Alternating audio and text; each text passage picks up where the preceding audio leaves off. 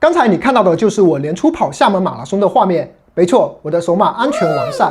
作为一个带着 Apple Watch 6分多配速硬汉到终点的跑渣，这期视频我还真没资格教你什么训练技巧啊，怎么提速，或者怎么稳稳跑完全程这些高深的操作。但是如果你跟我一样，平时带着 Apple Watch 跑步，而且已经报名了自己的首马，或者未来打算跑一场马拉松，那今天这期视频就是特别为你准备的。我会和你分享 Apple Watch 怎么陪我跑完这42公里的，还有从报名到完赛的经历，一共4个部分，内容有点多，记得先收藏慢慢看。话不多说，让我们 Let Go。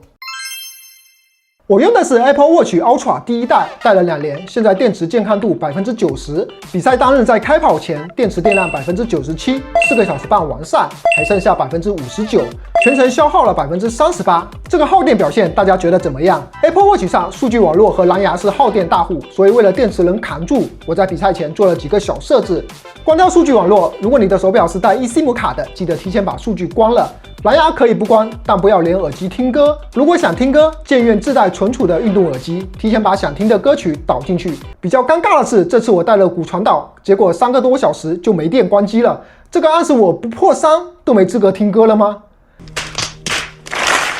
关闭运动自动暂停功能。当你在跑步过程中停下来拍拍风景或者小走2步，手表很容易误判，会自动暂停记录，所以比赛的时候关了更稳妥。关掉运动结束提醒，有时候可能静止的时间比较久，手表会突然跳出来提醒要结束运动了吗？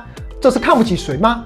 关掉健身目标完成提醒，你也不想跑着跑着，手表突然告诉你恭喜，今天运动闭环。设置配速、心率和距离提醒，这个看个人习惯。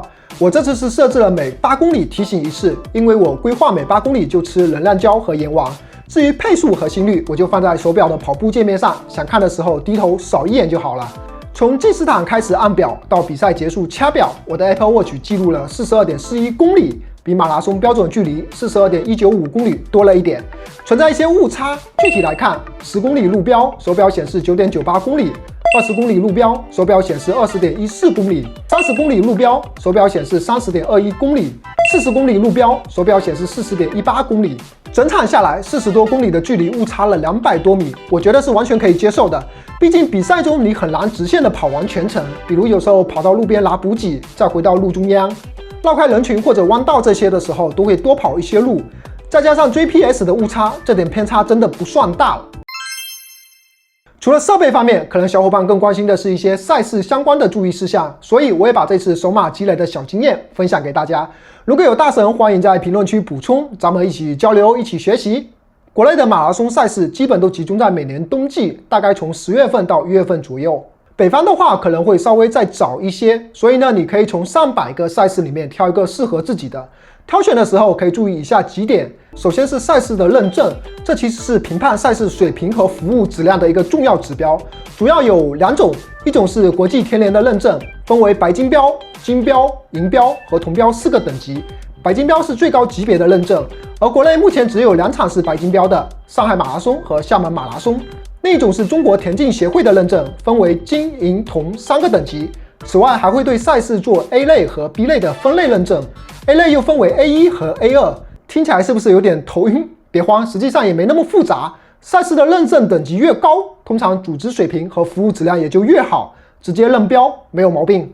一般来说，马拉松的报名时间会在比赛前2个月就开始了。报名方式分为先到先得和抽签2种。等级越高的赛事，报名的人越多，中签率就越感人。比如这次厦门马拉松，赛事规模是3.5万人，但预报名人数就达到了18万。中签概率有多低呢？大概就比深圳遥中汽车蓝牌高那么一点点吧。报名的渠道主要分为3种：官方渠道，直接去比赛官网或者官方微信号，比如想跑厦门马拉松就上它的官网；官方 App， 数字心动，几乎所有国内认证的赛事都能在上面找到，操作也很方便。第3方平台，像马拉这种 App， 除了认证赛事，也有一些比较有特色的小众马拉松可以选。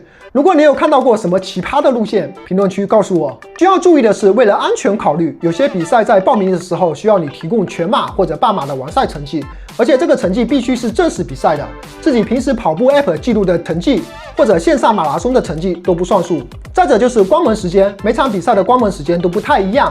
关门的意思就是你得在规定的时间内完成对应的距离。如果全马关门时间是6个小时，你就得在这个时间推算出自己的比赛配速，比如把配速控制在每公里8分30秒以内，那就妥妥完赛了。所以呢，综合一下赛事认证、比赛地点、报名要求和关门时间，挑个最适合自己的比赛就 OK 了。报名中签后就可以着手订车票和酒店了。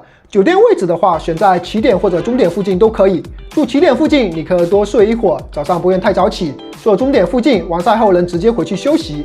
比赛后你绝对不会想多走一步的。另外，大型比赛一般会在地铁站或者起点附近安排接驳车，这点可以放心。但千万别想着打车去，比赛当天赛道附近基本上都会交通管制，打车的话真的很难保证准时能到。建议在预订前问清楚酒店能不能延迟到下午4点退房，因为比赛完回酒店基本都要下午3点了。如果能多住一晚那就更好了，不用赶时间，慢慢恢复体力。比赛当天的补给和装备，这个就真的因人而异了，每个人的需求都不太一样，所以我直接把这次我带的东西以及后悔没带的那些全部列了个表格。老规矩，表格已经放在置顶评论区里了，有需要的可以自己拿，如果有用回来给我个一键3连就最好了。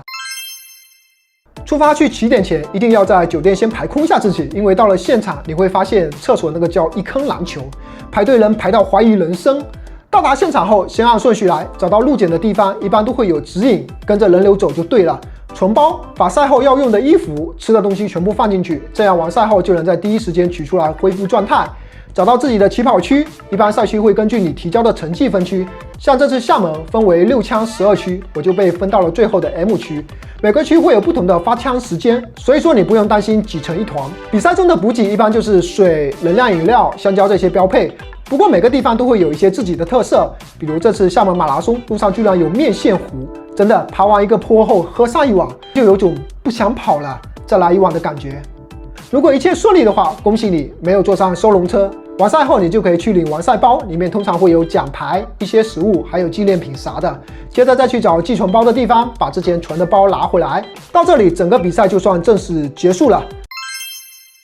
比赛当天或者第2天，你就可以查到自己的成绩了。比赛中会有2个成绩：枪声成绩，从你所在分区开始发枪的那一刻算起；进成绩，从你踏上起跑点的计时场开始计时。平时我们说的比赛成绩，基本都是指进成绩。除了在官网、短信或者数字心动查成绩外，其实还有更有意思的方法记录自己的比赛，比如用第三方 App， 我自己用的就是 PB Road。打开 App， 点击导入，然后在健身记录里选择比赛当天的轨迹，上传成绩证书、完赛奖牌、参赛号码 ，App 就会自动帮你生成赛事名称、日期、距离，还有完赛时间，还能在这里添加自己在赛道上的照片。随着你参加的赛事越来越多，这个 App 就会慢慢变成你个人的马拉松跑者护照。尤其是看到 App 里的世界马拉松大满贯写着等待完赛。如果说拉萨是信徒的朝拜之路，那世界马拉松大满贯就是每个跑者心中的拉萨。相信我们终有一天会踏上那条征途。我是 Barry， 让我们下个比赛见。